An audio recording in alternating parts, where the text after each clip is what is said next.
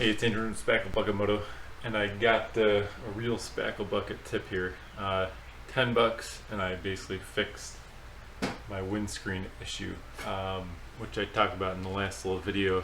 Didn't really notice the helmet buffeting on my normal commute, which is about 30 minutes, but earlier this week, 450-mile ride, 10 hours on the bike or so, and you definitely felt some buffeting in the helmet. A hot muggy day, just not the airflow that I like coming at my face there. So basically stock helmet or stock visor on the bike, you would end up with getting air, it's like about here, so you wouldn't get fresh air flowing in here. You have to stand up over the bars to be able to get it, or move over to the right by the mirrors or something like that to get fresh air. But what we did here,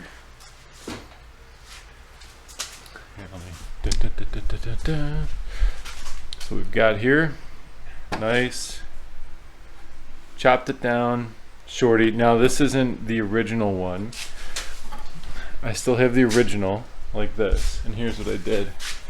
We'll see if we can shimmy around here. Got a mess on the old bench here.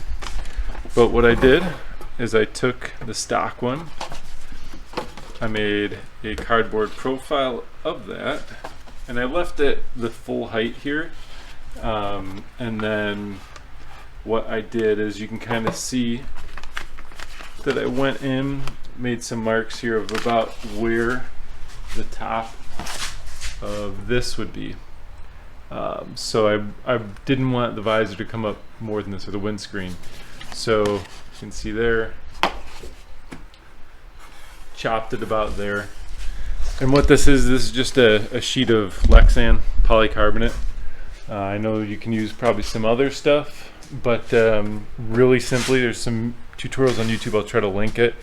But I took this, I put it in our oven for, it was probably about 10 minutes, but once the temp got to, let's see, 160 or around 170 degrees Celsius, this got soft enough where all you need for a form, yes, a 5-gallon bucket. Literally, that is the shape that you want. So if you put this in the oven for like a couple minutes till it gets soft and pliable, get a 5-gallon bucket, and then you just drape it and press over the side with some mitts on, and you'll end up with the perfect bend for this, which is just about perfect. So then all I did was went ahead, lined it up on here, and with the grooves and everything, you've got some really good profiles to follow for alignment. Mark your holes with a marker, and just a nice sharp drill bit, go nice and easy, just plunge right through. So that's like a 218 drill, nice and simple.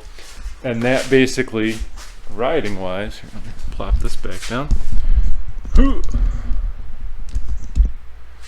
Riding wise, so when I'm on the bike, you end up with fresh air coming in basically up to here, all the way down, and it's right about my chin area where you end up getting the cutoff. So basically, if you're like me and you just want to have fresh air up to your helmet and up, and nothing on your chest, it's perfect. Does exactly what you want, nice and easy. I'm gonna actually see if I can scan this cutout in, so that if someone wanted to print it, if you got a big enough like 11 by 17 printer, you could print out your own, and you don't have to copy your stock one or whatever. But it's really simple, nice and easy, and literally a $10 sheet of polycarbonate in here if you're wondering. And we'll bust up the caliper. So this is a 3/16 sheet, so nice and easy. Find it on Amazon, McMaster, whatever, and make your own. It really helps how it feels, and you're not going with a super tall windscreen, so you don't have any air going to you. I like air right at my face. Give it a whirl. $10, can't go wrong. Andrew, Spackle Bucket Moto.